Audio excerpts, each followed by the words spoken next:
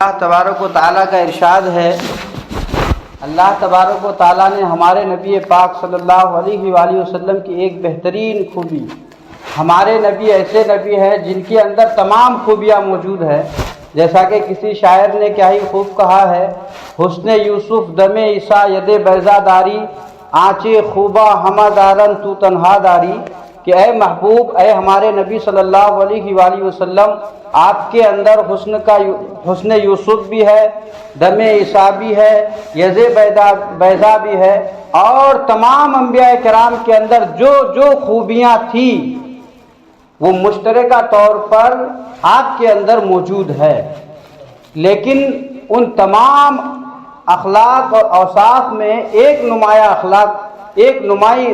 نمایاں صفت جو اللہ نے ہمارے نبی کی بیان فرمائی وہ یہ ہے کہ اے میرے محبوب، آپ صلی اللہ علیہ وآلہ وسلم اخلاق کے بہت بڑے مقام پر فائز ہیں۔ اس کے بعد ہمارے نبی صلی اللہ علیہ وآلہ وسلم نے اپنے مبعوث ہونے کے بارے میں ارشاد فرمایا کہ اے میرے امتیوں، یہ یاد رکھو کہ اللہ نے مجھے دنیا میں اس لیے بھیجا ہے تاکہ میں اخلاق کو خوب اچھی طریقے سے سنوار سکوں، بنا سکوں۔ تو دیکھیے، جو ہمارے نبی صلی اللہ علیہ وآلہ وسلم ہے، ان کو اللہ نے اخلاق کا اعلیٰ نمونہ عطا کیا، اور ہم ان کے امتی ہیں کہ ہمارے اندر اخلاق نام کی کوئی شیء موجود نہیں ہے۔ ہمیں کیا چاہیے کہ ہمارے نبی صلی اللہ علیہ وآلہ وسلم کے بارے میں اللہ تبارک و تعالیٰ نے ارشاد فرمایا کہ رسول اللہ کی زندگی تمہارے لیے آئیڈیل ہے، نمونہ ہے۔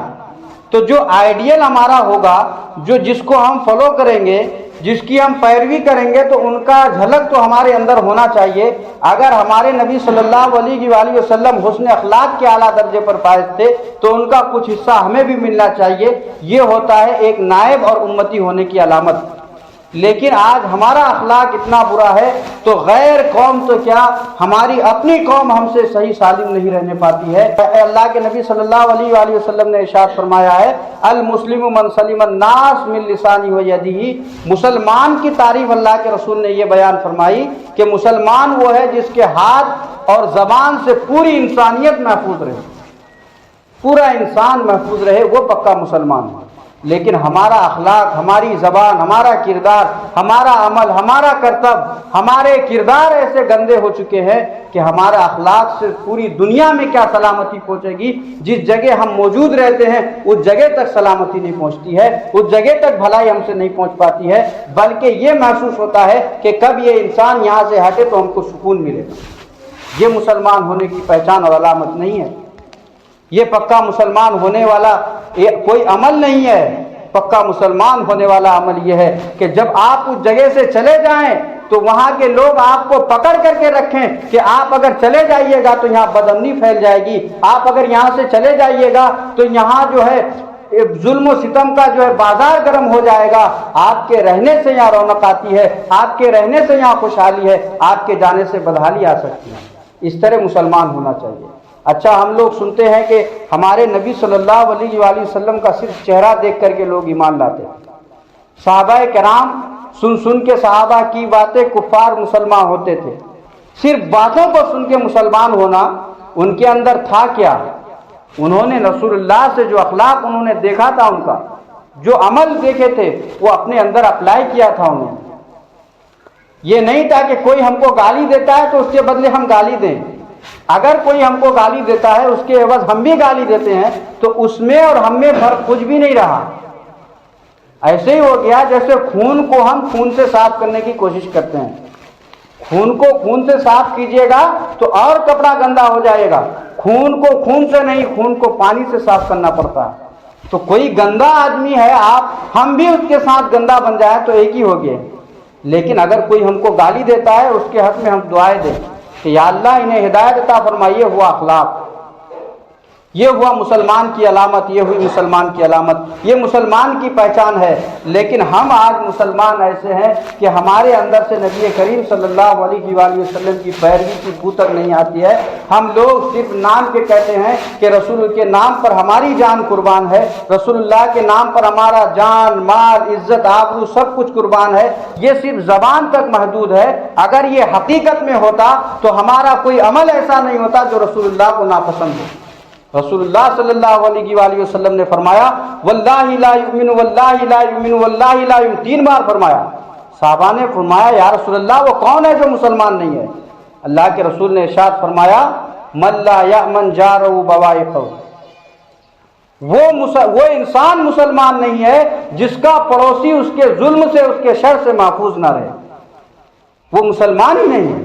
اللہ کے رسول نے یہ ڈائریکٹلی بتا دیا کہ اگر اس کا پڑوسی اس کے شر سے، اس کے ظلم سے، اس کی زبان سے، اس کے ہاتھ سے، اس کے کرتب اور کردار سے محفوظ نہیں رہتا ہے، وہ شخص مسلمان نہیں ہو سکتا ہے۔ اسی طرح اللہ کے رسول صلی اللہ علیہ وآلہ وسلم نے ایک حدیث میں ارشاد فرمایا ہے کہ لا یؤمن احدکم حتی، کہ وہ مسلمان، پکا مسلمان کوئی بھی اس وقت تک نہیں ہو سکتا جب تک کہ وہ اپنے بھائی کے لیے وہی چیز پسند نہ کرے جو اپنے لیے پسند کرتا ہے۔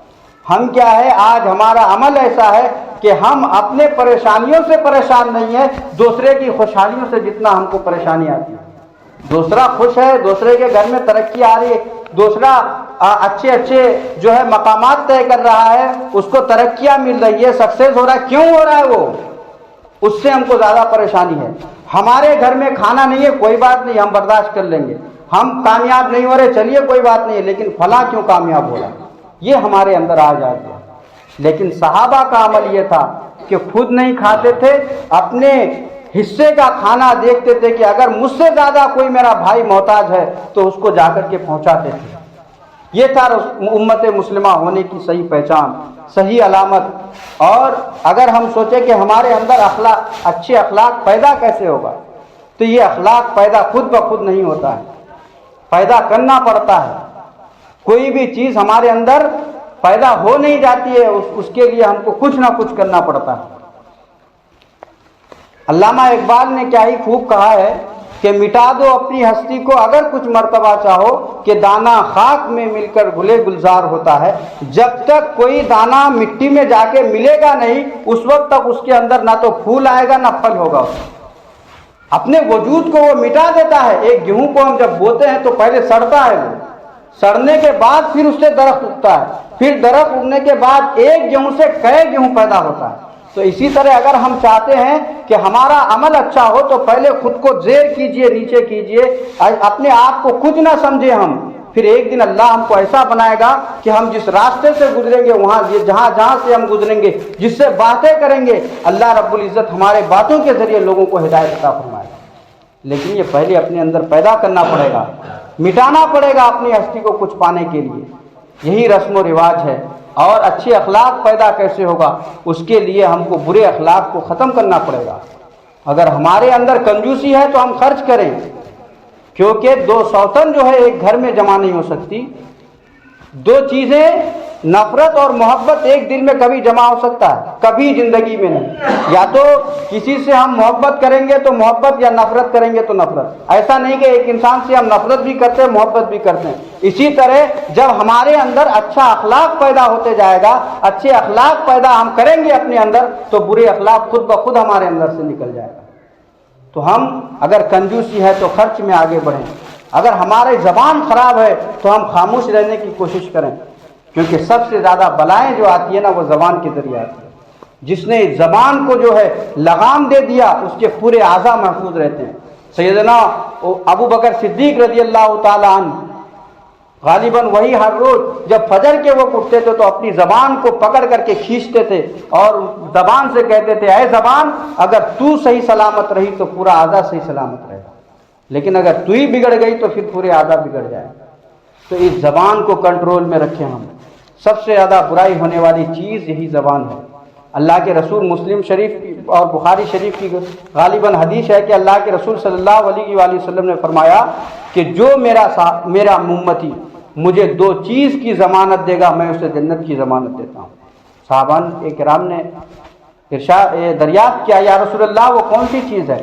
اللہ کے رسول صلی اللہ علیہ وآلہ وسلم نے فرمایا کہ میرا جو امتی مجھے اپنی زبان کی ضمانت دے اور دو پاؤں کے درمیان جو شرمگاہ ہے اس کی ضمانت دے، میں اسے جنت کی ضمانت دیتا ہوں۔ تو جس نے اپنی زبان کی حفاظت کی، اپنی شرمگاہ کی حفاظت کی، اللہ کے رسول نے اس کے لیے جنت کی ضمانت لی ہے۔ تو ہمیں چاہیے کہ ہم دنیا میں اگر مسلمان بننا چاہتے ہیں، نائب رسول بننا چاہتے ہیں، رسول اللہ کے سچا اور پکا پیروکار بننا چاہتے ہیں، صرف زبان سے نہیں اپنے عمل سے بننا چاہتے ہیں، تو ہم کو سب سے پہلے یہ کرنا پڑے گا، کیونکہ اللہ نے حکم دیا ہے کہ اپنے نبی کو اپنا آئیڈیل بناؤ، ہم کسی اور کو اپنا آئیڈیل نہ بنائیں۔ جب اللہ نے ان کو اپنا آئیڈیل بنانے کے لیے کہا ہے تو ہم کو دیکھنا پڑے گا کہ جس کو ہم آئیڈیل بنا رہے ہیں ان کے کیا کیا اخلاق تھے، ان کا کریکٹر کیسا تھا، ان کے جو اوصاف تھے کیا کیا تھے، جو ان کے اندر تھا وہ ہمیں چاہیے کہ ہم وہاں سے کاپی کر کے اپنے اندر اپلائی کریں اس کو، تب ہم ایک جا کر کے اچھا اور پکا مسلمان ہو سکتے ہیں۔ تو اللہ تبارک و تعالیٰ کی بارگاہ میں دعا ہے کہ اللہ تعالیٰ ہمیں کہنے اور سننے سے زیادہ ہم سبوں کو عمل کرنے کی توفیق عطا فرمائے۔ وما علینا الا البلاغ۔ السلام علیکم۔